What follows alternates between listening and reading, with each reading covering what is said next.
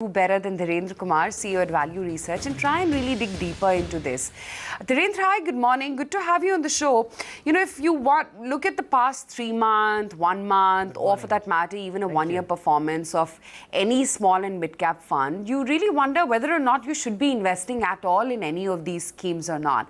But do you think right now is the time to buy this fear when everything is at rock bottom? In the next 5 years, you're sure to make better returns, maybe even bigger than large caps?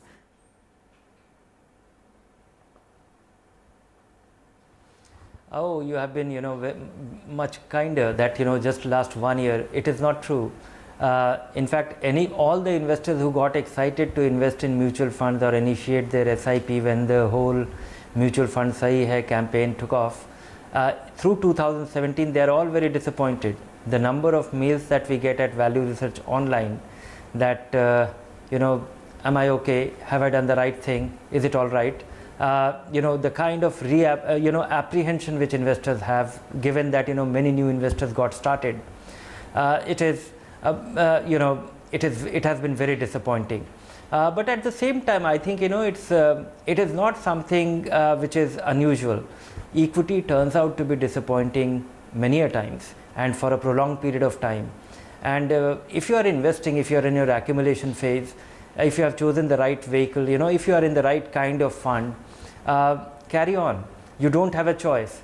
But make sure, the only problem is that investors came with a short-term expectation. They are disappointed. They will remain disappointed. They will not be able to meet their goal. But you're investing for 3 years, 5 years, 10 years. I don't think you have anything to worry. And I think, for 2 years, every fund manager we have spoken to, everybody said that, market is not cheap. And looks like, we are getting to a phase where market, will, if not cheap, it will be reasonably valued. And I think, it is about time that investors should not, in fact, stopping your investment and, getting out of the market at the worst time is one of the biggest mistake. Investors shouldn't do that. A very broad-based question. I've just been, mulling this thought in my head from last couple of days. Last 10 years, Dhirendra, have not been bad for equity as an asset class, at least at globally and locally. You've made virtually no return in real estate. If you bought a house on finance, you actually lost money. Your asset prices have gone down. Keeping the gold and keeping it in your demat account or in your locker has not given you returns. You've lost money. But in equity, you made some money, little bit of dividends have come your way, and the taxation structure was strong and supportive. Next 10 years, could the reverse happen, where equities may go in a downturn, equities may not give you good returns? Last 10 years, equities has done better than other asset classes. Now, other asset classes may do better than equities. It's a cycle which things follow, right?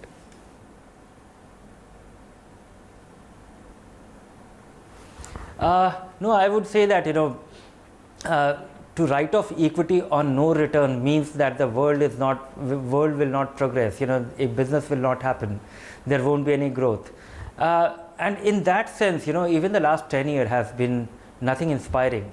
If you look at, where we were at the peak of, 2008, the market was at 20,000, and very selectively, and despite, with all the churn, if you look at, what were the components of Sensex, we have had 5 calamities there, the Suzlon or the Reliance Communication, 99% depreciation in a reasonable component of the Sensex, and a very limited component of the Sensex has grown. 35% of the index is banking and financial services, of which 60% has not performed. What was the performing component, the public sector banks then? So I would say that there is an internal churn. There will be a change. I don't think market has given any meaningful return over the last 10 years. Doubling your money in 10 years with equity was nothing significant. You would have been better off with a PPF.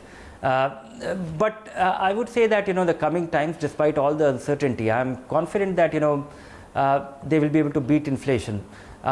We have a lot of macro variables or business economic variables which are falling in place for good businesses to survive, and not only survive but thrive.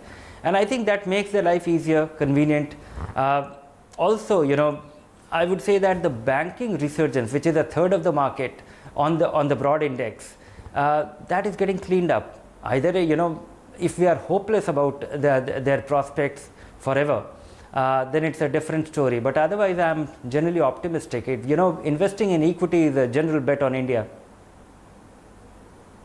Dhirendra, is this the right time perhaps to get into a mid-cap SIP, given the fact that 2 years ago we saw, of course, a very different scenario and mid-caps trading at a premium. Now they're actually trading at a 30% discount. So while perhaps there is a sense of nervousness around that basket of the market, it could also be an opportunity. What's your view? Is this the right time to get into that pocket of the market?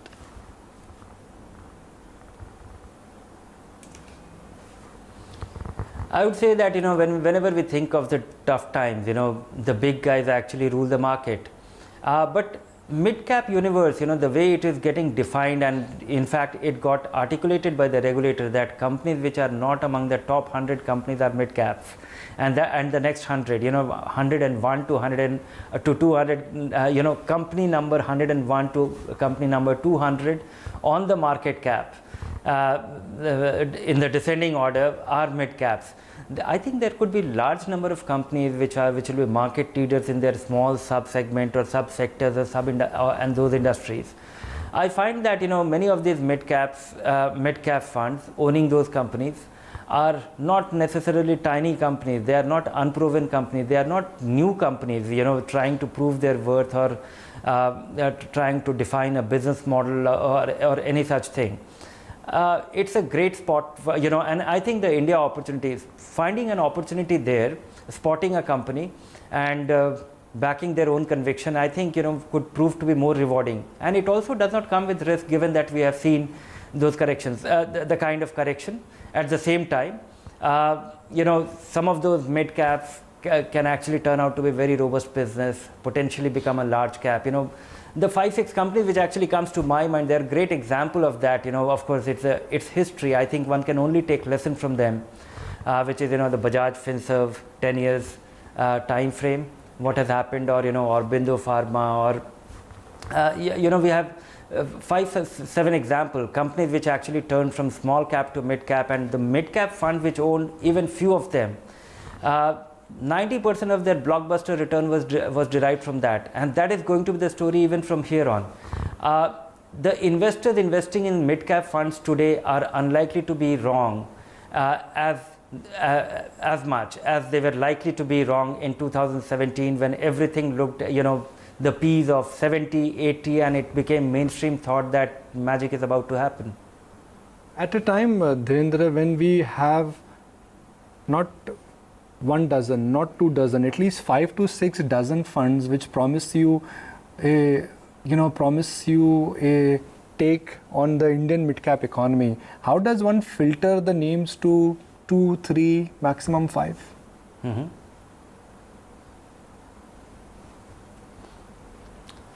Oh, you have reasonable choice here, but I think if you just filter them based on somebody who has been through 2 market cycle, that's one. So 2 market cycle means at least an age of 8-9 years. Somebody who has a well articulated principle in terms of which looks convincing.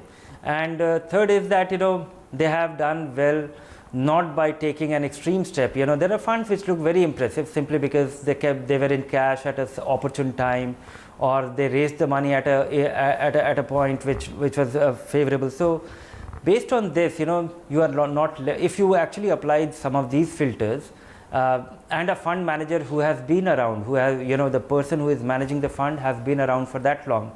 If I have to apply these filters, I will be left with no more than 4 or 5. Thanks for joining us, Dhirendra, and have a good day going ahead.